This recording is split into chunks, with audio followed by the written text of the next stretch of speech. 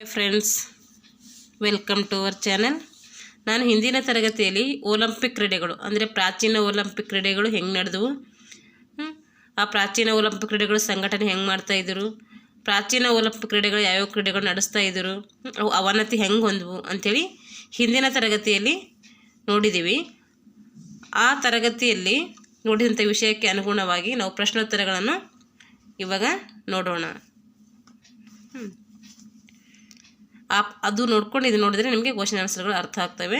Please ಅದು ನೋಡಿಕೊಂಡು ಈ ವಿಡಿಯೋವನ್ನು ವೀಕ್ಷಿಸಿ ಅಂತ ಹೇಳ್ತಾ, ಪ್ರಾಚೀನ ಒಲಿಂಪಿಕ್ಸ್ ಕ್ರೀಡೆಗಳು ಪ್ರಥಮವಾಗಿ ಅಂದರೆ ಮೊಟ್ಟ ಮೊದಲು ಯಾವಾಗ ಪ್ರಾರಂಭವಾದಂದರೆ 776 ಅಂದರೆ ಕ್ರಿಸ್ತಪೂರ್ವ ಅಂತ ಅರ್ಥ. ಬಿ ಸಿ ಅಂದರೆ ಇಲ್ಲಿ ಕ್ರಿಸ್ತಪೂರ್ವ ಅಂತ ಅರ್ಥ. ಪ್ರಾಚೀನ ಒಲಿಂಪಿಕ್ ಕ್ರೀಡೆಗಳನ್ನು ಕಡ್ಡಾಯವಾಗಿ ರದ್ದು ಮಾಡಿದಂತಹ ಅಥವಾ ನಿಷೇಧಿಸಿದಂತಹ ದೊರೆ ಯಾರಂದರೆ ಥಿಯೋಡೋಸಿಯಸ್ ರೋಮ್ನ ರಾಜ. ಅವೇನು ಮಾಡ್ತಾನೆ, ಈ ಕ್ರೀಡಾಕೂಟಗಳನ್ನು ರದ್ದು ಮಾಡ್ತಾವನೆ. ರೋಮ್ನ ದೊರೆಯ ಪ್ರಾಚೀನ ಒಲಿಂಪಿಕ್ ಕ್ರೀಡೆಗಳು ನಿಷೇಧಿಸಿದ್ದು ಯಾವಾಗ ನಿಷೇಧ ಮಾಡಿದನಂದರೆ ಅವನು ಕ್ರಿಸ್ತ ಶಕ 394 AD ಅಂತ ಹೇಳ್ತೀವಿ ಇಂಗ್ಲೀಷ್ನಲ್ಲಿ. ಪ್ರಾಚೀನ ಒಲಿಂಪಿಕ್ಸ್ ಕ್ರೀಡೆಗಳು ಈ ದಿವಸ ನಡೀತಾ ಇದ್ದವು. ಯಾವಾಗ ನಡೆಸ್ತಾ ಇದ್ರು ಅಂದರೆ ಪೂರ್ಣ ಹುಣ್ಣಿಮೆ ದಿವಸ ಅಂತೇಳಿ ನಾವು ನೋಡಿದ್ದೀವಿ. ಹೆಲಿಸ್ ನಗರದ ನಿಬಿಡವಾದಂತಹ ಪ್ರದೇಶದಲ್ಲಿ ಅಂದರೆ ನಿಸರ್ಗವಾದ ಮಡಿಲಲ್ಲಿ ಉದ್ಭವಿಸಿರುವ ಪವಿತ್ರವಾದ ದೇವತೆಯ ಕಣಿವೆ ಪ್ರದೇಶ ಯಾವುದಂದರೆ, ಅವಳಿರುವಂತಹ ಕಣಿವೆ ಯಾವುದಂದರೆ ಒಲಿಂಪಿಯಾ. ಇದು ಒಲಿಂಪಿಯಾ. ಇದು ಈ ಪ್ಲೇಸನ್ನಿಂದಲೇ ಒಲಿಂಪಿಕ್ಸ್ ಅಂತೇಳಿ ಕರೀತಾರೆ.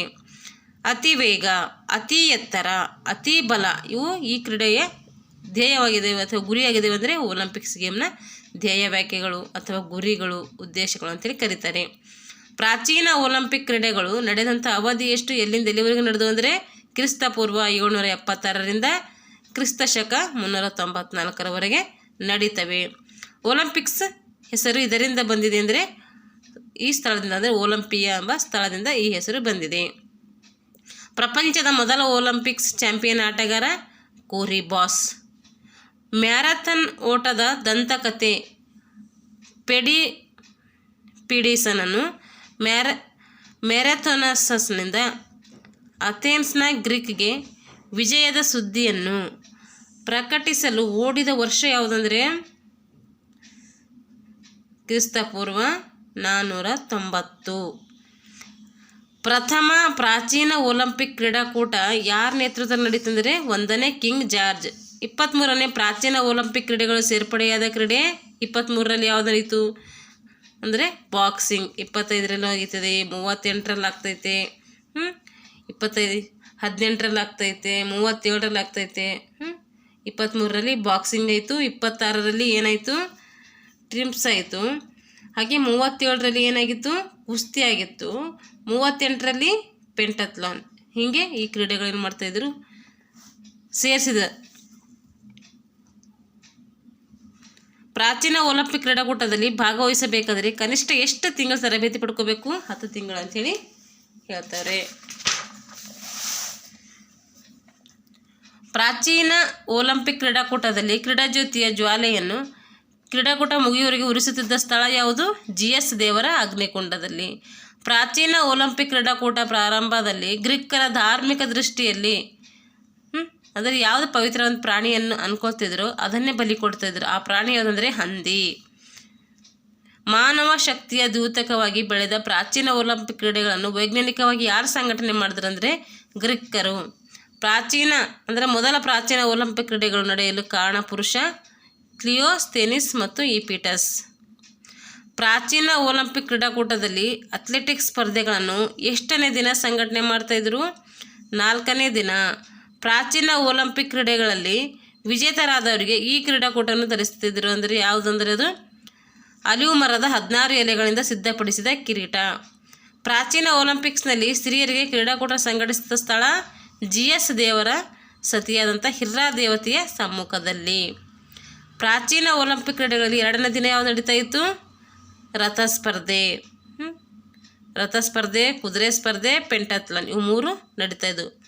5 ದಿವಸ ನಡೆಸ್ತಾಯಿದ್ರು. 5 ದಿವಸ ಏನೇನು ನಡೀತು ಅಂತೇಳಿ ನಾನು ಆ ತರಗತಿಯಲ್ಲಿ ಹೇಳಿದ್ದೀನಿ. ಒಲಿಂಪಿಕ್ ಕ್ರೀಡೆಗಳ ಮೂಲ ಸ್ಥಾನ ಒಲಿಂಪಿಯಾ.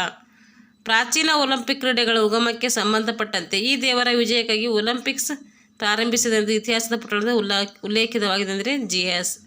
ಪ್ರಾಚೀನ ಒಲಿಂಪಿಕ್ಸ್ನಲ್ಲಿ ಪಾಲ್ಗೊಳ್ಳುವಂಥವರು ಅಂದರೆ ಶಿಕ್ಷಣ ತರಬೇತಿ ಪಡಿಸಿದ ಸ್ಥಳ ಯಾವುದಂದರೆ ಪ್ಯಾಲೆಸ್ಟ್ರಿಯಾದಲ್ಲಿ 10 ತಿಂಗಳು. ಗ್ರೀಕ್ ದೇಶದ ಆಟಗಳಿಗೆ ಎಷ್ಟು ವರ್ಷದ ಇತಿಹಾಸದೆ ಅಂದರೆ 3000 ವರ್ಷದ ಇತಿಹಾಸವಿದೆ. ಒಲಿಂಪಿಯಾ ನಗರ ಯಾವ ನದಿ ತೀರದಲ್ಲಿದೆ ಅಂದರೆ ಅಪಿಯರ್ಸ್ ಕಾರ್ಡಿಯೋಸ್ ಈ ನಗರದಲ್ಲಿದೆ, ಈ ನದಿ ತೀರದಲ್ಲಿದೆ ಅಂತ ಅರ್ಥ. ಇಲ್ಲಿಗೆ ಪ್ರಾಚೀನ ಒಲಿಂಪಿಕ್ ಕ್ರೀಡೆಗಳಿಗೆ ಸಂಬಂಧಪಟ್ಟಂಥ ಪ್ರಶ್ನೋತ್ತರಗಳು. ದಯವಿಟ್ಟು ಯಾರ್ಯಾರು ನಮ್ಮ ಚಾನಲ್ ಸಬ್ಸ್ಕ್ರೈಬ್ ಮಾಡ್ಕೊಂಡಿಲ್ವೋ ದಯವಿಟ್ಟು ಸಬ್ಸ್ಕ್ರೈಬ್ ಮಾಡಿಕೊಂಡು ವಿಡಿಯೋಗಳನ್ನು ವೀಕ್ಷಿಸಬೇಕು. ಏಕೆಂದರೆ ದೈಹಿಕ ಶಿಕ್ಷಣಕ್ಕೆ ಸಂಬಂಧಪಟ್ಟಂತಹ ತರಬೇತಿ ಅಂದರೆ ಕೋಚಿಂಗ್ ಎಲ್ಲೂ ಮಾಡ್ತಾ ಇರಲಿಲ್ಲ. ಅದಕ್ಕೆ ನಾನೇನು ಮಾಡ್ತಾಯಿದ್ದೀನಿ, ಯೂಸ್ ಆಗಲಿ ಸ್ಪರ್ಧಾರ್ಥಿಗಳಿಗೆ ಅಂಥೇಳಿ ನಾನು ಓದುವುದರ ಜೊತೆಗೆ ನಿಮಗೆ ಹೇಳ್ತಾ ಇದ್ದೀನಿ. ದಯವಿಟ್ಟು ವಿಡಿಯೋಗಳನ್ನು ವೀಕ್ಷಿಸಿ ಅಂತ ಹೇಳ್ತಾ ಇಲ್ಲಿಗೆ ಈ ತರಗತಿಯನ್ನು ಮುಗಿಸ್ತಾ ಇದ್ದೀನಿ.